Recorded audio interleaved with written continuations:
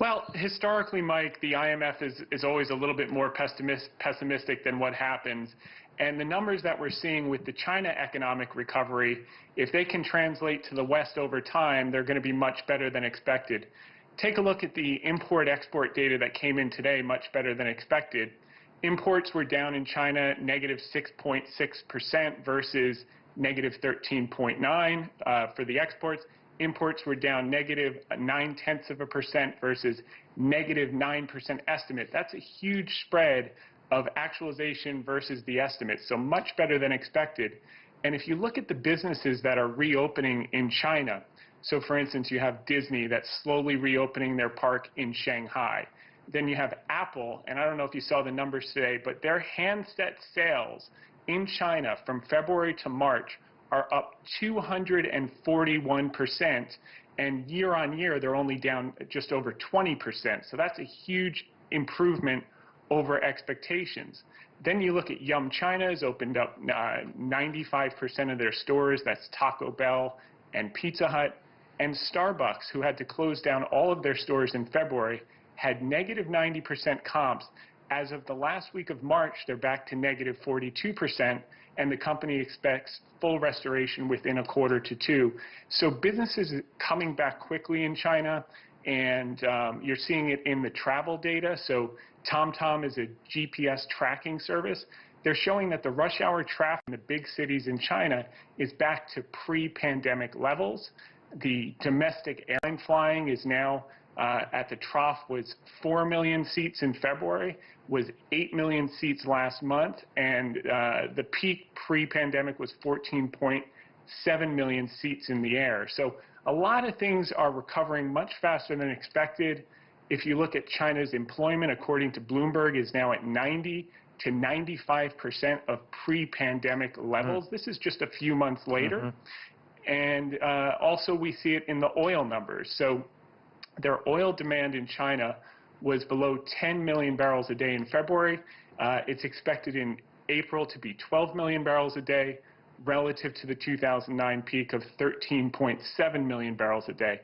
So there are a lot of reasons to be optimistic. If we can control the case curve in the West the way that has happened in China. Well, I'm glad you bring that up, because let me ask you about that, because you're watching what's happening in China. It's much more methodical than what you might imagine would happen here in the United States. These restaurants that you were talking about reopening, social distancing still in place, limited amount of people coming in there. People have an app to show whether they're in good health or not. You're also seeing temperatures being taken.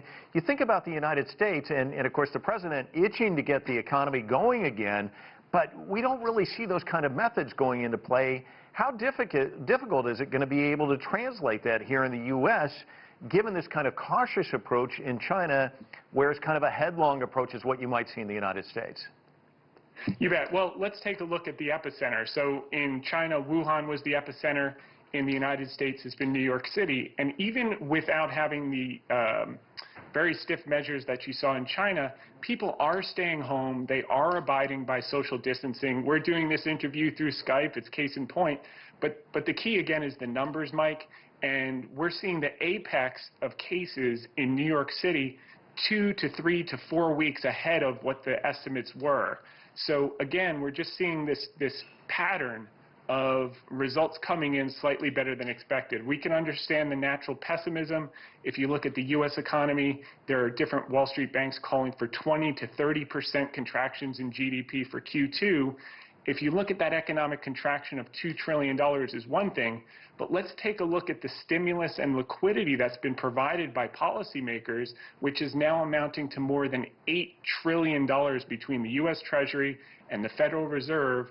That's $8 trillion of asphalt to fill in a $2 trillion pothole. So once we get the health under control, Mike, that stimulus in the back half of the year and the first half of next year can really lead to growth and global growth like we're seeing the recovery in China as well. Quickly, if you can, how long do you think before we start to see us turn the corner on this? Economically or stock market? Yeah. Well, economically is going to lag the stock market. So just as we crashed in the stock market 35%, anticipating the bad news that we're seeing today in the economy, the stock market's going to recover before the economy, and the economy is usually going to work on a lagged effect. 9 months, 12 months, things should start to be humming along because of all that excess policy and excess stimulus that's going to be in the system ahead of time versus in the last financial crisis, they tried to piece it back after everything was broken. Here, the trampoline is down to cushion the blow, and we can bounce back, particularly as we see treatments and vaccines on the health side will go a long way to speeding that up. All right, Thomas Hayes joining us from New York. Thanks.